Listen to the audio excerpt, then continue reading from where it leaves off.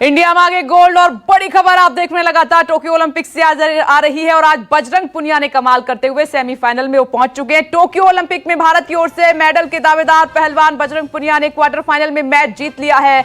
65 kilogram weight category में एशियाई championship के ब्रॉन्ज मेडलिस्ट ईरान पहलवान को पुनिया ने चित कर दिया। सेमीफाइनल में पुनिया का मुकाबला अजरबैजान के हाजी अलियेव से होगा और ये मैच आज ही खेला जाएगा। क्वार्टर फाइनल में बजरंग एक समय में 1-0 से पिछड़ रहे थे और इसके बाद आखिरी मिनट में बजरंग ने 2 पॉइंट हासिल किए और फिर बजरंग पुनिया ने ईरानी पहलवान को चित करते हुए मुकाबला अपने नाम कर लिया और उस खिलाड़ी को मुकाबले से बाहर कर दिया। बजरंग को विक्ट्री बॉय पॉल रूल से विजेता करार दिया गया है। और परिवार के लोग क्या कह रहे हैं, देखिए खुशी का माहौल है, रिएक्शन तो आना था और सुनिए। बहुत बढ़िया लगा हुआ है, सेमीफाइनल फाइनल में जाएगा, मजा आ गया।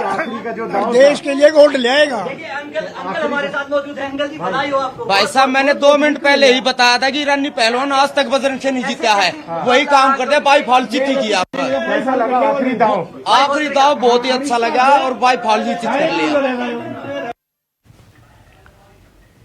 और ऋषभ हमारे साथ लगातार बने हुए हैं। ऋषभ, मैं आपके पास आ रही हूं। ऋषभ, परिवार तो खुशी में डूबा हुआ है और सब अपनी अपनी बात को पक्का कर रहे हैं कि बजरंग पुनिया को तो जीतना ही था और ये जो पहलवान हारा है वो उनसे कभी जीत नहीं पाया।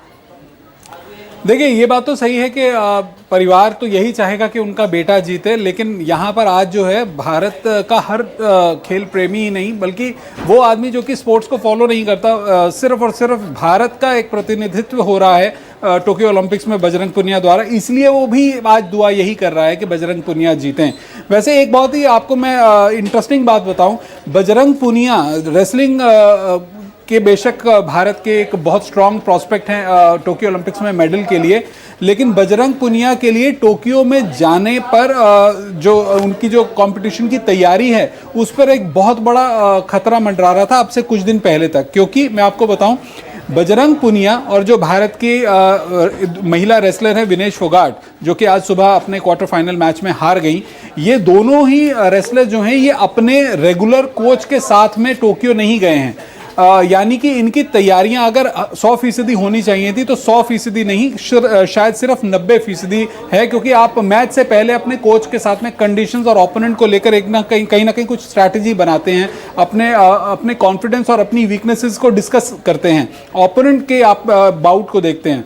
तो यहाँ पर जो है बजरंग पुनिया अपने रेगुलर कोच के साथ में वहाँ पर नहीं है।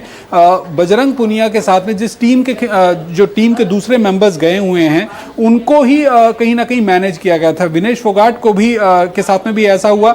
और देखिए, एक ऐसी खिलाड़ी जिसको कहा जा रहा था कि शायद इस बार टोक्यो ओलंपिक्स में भारत का प्रतिनिधित्व करते हुए वो साक्षी मलिक के बाद में दूसरी रेसलर बन जाएंगी जो मेडल जीत जाएंगी, वो आज सेमीफाइनल के लिए भी क्वालिफाई नहीं कर पाई। तो ये कहीं ना कहीं जो फेडरेशन है उनको भी समझना होगा किस तरह से किसी अपने स्टार प्लेयर को, जो कि मेडल का स्ट्रॉन्ग प्रोस्पेक्ट है, आप रैंकिंग पे टॉप रेसलर हैं, उन खिलाड़ियों को भी आप अगर फैसिलिटीज नहीं देंगे तो फिर कैसे होगा। बजरंग पुनिया के घुटने में चोट लग चुकी है, नी इंजरी है उनको, अपनी 100% फिटनेस पर वो वैसे भी नहीं है, लेकिन फिर भी उन्होंने सेमीफाइनल में जगह बनाई है। तो यहां से अगर वो सिल्वर मेडल तक भी अगर पहुंचते हैं, यानी फाइनल के लिए क्वालिफाई भी कर जाते हैं, तो बड़ी बात भी तो भी बहुत बड़ी बात होगी। एक बात और मैं कहूंगा, और जिस रेसलर के साथ में अब उनका मुकाबला होने वाला है सेमीफाइनल के अंदर, वो रेसलर जो है 3 बार का वर्ल्ड चैंपियनशिप मेडलिस्ट है, वो बजरंग पुनिया से कहीं भी कमतर नहीं है। तो एक बड़ी चुनौती बजरंग पुनिया के लिए अभी जो है इंतजार कर रही है। जोश सभी में है, उम्मीदें सभी में है, लेकिन अगर यहां पर कहीं कोई चूक होगी तो सिस्टम को समझना होगा कि उस चूक के लिए जिम्मेदार कौन है। ओके, ऑल राइट, मैं लौट ऋषभ। हमारे साथ पूर्व हॉकी कप्तान राजेश चौहान जी भी आपको टीवी स्क्रीन पर नजर आ रहे हैं। और सर, आप टोक्यो पर आपकी पैनी नजर होगी, खिलाड़ी कैसा प्रदर्शन कर रहे हैं आपने देखा होगा। आज भले ही हम मेडल नहीं जीत पाए हैं, लेकिन महिला हॉकी प्लेयर्स ने कमाल का खेला है सर, और एक तरफ बजरंग पुनिया की जीत, सेमीफाइनल में जगह बना ली है। तो एक एक करके सर आपका रिएक्शन दोनों पर चाहूंगी। जी, ये बड़ी खुशी की बात है और जैसा हम मान रहे थे कि बजरंग पुनिया मेडल की होप हैं और उन्होंने उस तरह से प्रदर्शन किया है, और हम भी भगवान से उम्मीद करेंगे और प्रार्थना करेंगे ये अपने प्रदर्शन को बनाए रखें और भारत के लिए गोल्ड लेके आए। और दूसरा मुझे हमें थोड़ा सा ये भी दुख हुआ है कि विनेश फोगाट, जो कि पिछले ओलंपिक में भी उनसे बहुत अच्छी उम्मीद थी, लेकिन वो चोट की वजह से वो हार गई थी, लेकिन अब की बार फिर लग रहा था कि वो मेडल लेके आएंगी। पता नहीं क्या कारण रहा कि वो भी नहीं जीत पाई।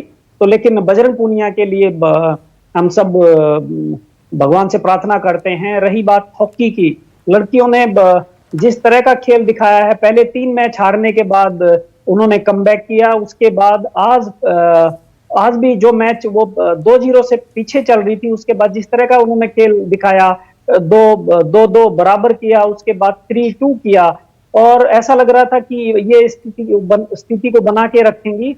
लेकिन कई बार ऐसे होता है कि जो अपोनेंट टीम होती है वो अपने स्ट्रॉन्ग पॉइंट्स पे खेलती हैं, और उन्होंने उसका भरपूर फायदा उठाया। और 4-3 का मैच किसी भी महीने में आप देखेंगे तो इतना अच्छा कंपटीशन देखने को मिला है। और किसी को भी, लड़कियों को जो खेली हैं या इनके जो कोच रहे हैं, उनको मायूस होने की जरूरत नहीं है।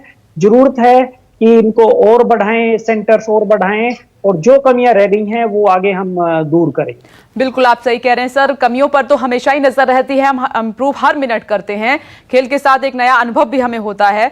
और आदेश सर, एक बात मैं यहाँ पर कहना चाहूंगी, आपको याद है जब आप स्टूडियो में आए थे और फर्स्ट डे हम ये डिस्कस कर रहे थे कि हम बहुत अच्छा प्रदर्शन करते हैं और खेलते भी हैं मजबूती के साथ, लेकिन आखिर में एंड में हमसे कहां चूक होती है? देखिए, आज आपने देखा कि भारतीय महिला हॉकी टीम जब पदक के लिए लड़ाई लड़ रही थी तो दबाव में जिस तरह से ग्रेस एका से सेल्फ गोल हो गया। आपको बताता हूँ, 1973 में वर्ल्ड कप हॉकी टूर्नामेंट हो रहा था। फाइनल में भारतीय पुरुष टीम नीदरलैंड्स का सामना कर रही थी। दोनों टीमें 2-2 से बराबर थी। सडन डेथ में गोविंदा को पेनल्टी स्ट्रोक मिला और वो मिस कर गए, और देखिए कि गोल्ड भारत के हाथ से जाता रहा। इसी तरह से पीटी उषा, अगर वो अपनी चेस्ट को ओलंपिक्स में आगे कर देती तो शायद वो जीत जाती। और इसी के साथ साथ मिल्खा सिंह, बहुत ऐसे उदाहरण हैं जहां हम पदक से चूकते रहे हैं। खुद भारतीय महिला हॉकी टीम 4थे पायदान पर रही थी मॉस्को में, और आज भी दबाव में उस तरह का प्रदर्शन नहीं कर पाए। और देखिए, अब हम बात करते हैं बजरंग पूनिया की, क्योंकि अब ये बहुत इंपॉर्टेंट है कि उनका आगे का रास्ता क्या है। जैसा कि ऋषभ ने बताया कि उनके घुटने में चोट है, और आपने भी सबने दोनों बाउट में देखा कि पहली बाउट में भी बजरंग पूनिया भाग्यशाली रहे, क्योंकि उन्हें आखिर में पॉइंट मिला, और यहाँ पर तो उन्होंने खैर चित कर दिया। और एक चीज और बताएंगे कि पिछले 1 साल में बजरंग पूनिया ने अपने हाथों की ताकत की तरफ सबसे ज्यादा ध्यान दिया है। और आप देखिए कि जो 2 बाउट जीती है उसमें उनका कमाल सिर्फ उनकी पकड़ का था। तो जाहिर सी बात है कि घुटने की चोट उनके लिए कहीं टर्निंग पॉइंट साबित ना हो जाए, उम्मीद की जानी चाहिए। और सर, हमारे साथ पूर्व कुश्ती कोच विनोद कुमार जी भी मौजूद हैं। और विनोद जी, खुश होंगे आप, बजरंग पूनिया ने जैसे परफॉर्म किया है 3 बार का वर्ल्ड चैंपियनशिप में, वो जिस तरीके से खेले, अब टोक्यो में भी शानदार प्रदर्शन करते हुए आगे बढ़ गए हैं। बिल्कुल ठीक कह रहे हैं आप। जैसे उसने आज कुश्ती लड़ी है, बड़े दिमाग से लड़ी है, और उसने जैसे दूसरे राउंड में उसको फाल कर दिया। यही एक पहलवान, हम जो कोच को एक पहलवान को सिखाते हैं, वहां पर जब ऐसी पोजीशन आए तो वहां पूरी ताकत लगा देनी चाहिए, कि वो दोबारा मौका नहीं मिलता। अगर आदमी जब उस टाइम अगर उस चीज से बच जाता तो उसको दोबारा बहुत टाइम लगता है उस चीज को लाने में, उस पोजीशन को लाने के लिए। तो बजरंग ने अपनी पूरी दिमाग से, ताकत से पूरी उस चीज को वहीं उसने फाल कर दिया। ये उसने बहुत अच्छा किया, जिससे अगले अब सेमीफाइनल कुश्ती होगी उसकी। और बजरंग की मैं बता दूं, बजरंग 1 साल से लगातार, अभी इटली में उसने वर्ल्ड रैंकिंग में नंबर 1 आया था वर्ल्ड में, और अभी कई जगह फर्स्ट आया है। तो तैयारी उसकी अच्छी है, लेकिन अभी रशिया के अंदर ट्रेनिंग के टाइम चोट लग गई थोड़ी। लेकिन खैर रेसलिंग में चोट लगती रहती है, कोई बात नहीं। लेकिन अपनी तैयारी उसकी पूरा हौसला बुलंद है उसका, पूरा वो मेडल की तरफ जा रहा है, और अपना सेमीफाइनल कुश्ती बहुत अच्छे ढंग से लड़ेगा वो। ओके, विनोद जी की भी नजर अब दोपहर को जो मुकाबला होने जा रहा है उस पर होगी। हम सबकी है, पूरे हिंदुस्तान की है, आप इंतजार कीजिए। इधर टोक्यो ओलंपिक महाकुंभ में आज खेले गए कांस्य पदक के मुकाबले में भारतीय महिला टीम पदक से चूक गई, लेकिन भारत की इन बेटियों ने सबका दिल जीत लिया है। हरियाणा सरकार ने भारतीय महिला हॉकी टीम में शामिल हरियाणा की 9 बेटियों को 50-50 लाख रुपए की नकद पुरस्कार देने की घोषणा कर दी है। भले हम कांस्य मेडल तो नहीं जीत पाए हैं, लेकिन ये कहीं कांस्य मेडल से कम भी नहीं है कि इस चौथे स्थान पर भी आने के लिए जितना संघर्षपूर्ण इन्होंने खेल किया वास्तव में बेहतरीन है और प्रशंसा लायक है। मैं आज हरियाणा की जो 9 खिलाड़ी इसके अंदर, जिसमें कैप्टन रानी रामपाल भी इसके अंदर खेल रही थी और बहुत बेहतरीन तरीके से सारे खेल का सृजन कर रही थी। हरियाणा की सभी जो 9 खिलाड़ी हैं, इनको भले ही ये चौथे स्थान पर आए हैं, लेकिन हरियाणा सरकार की ओर से इनको सबको 50-50 लाख रुपए का और एक इनाम देने की मैं घोषणा करता हूं और मैं आशा करता हूं कि इस अपने खेल को और बेहतर करते हुए अगली बार के किसी भी प्रदर्शन में और आगे बढ़े और गोल्ड का जो मेडल है वो जीत करके लाए, ये मेरी अपेक्षा है। तो हरियाणा के मुख्यमंत्री मनोहर लाल खट्टर को आप सुन रहे थे। भले ही हमने मेडल नहीं जीता है, लेकिन बेटियों को सौगात उन्होंने बड़ी दे दी है।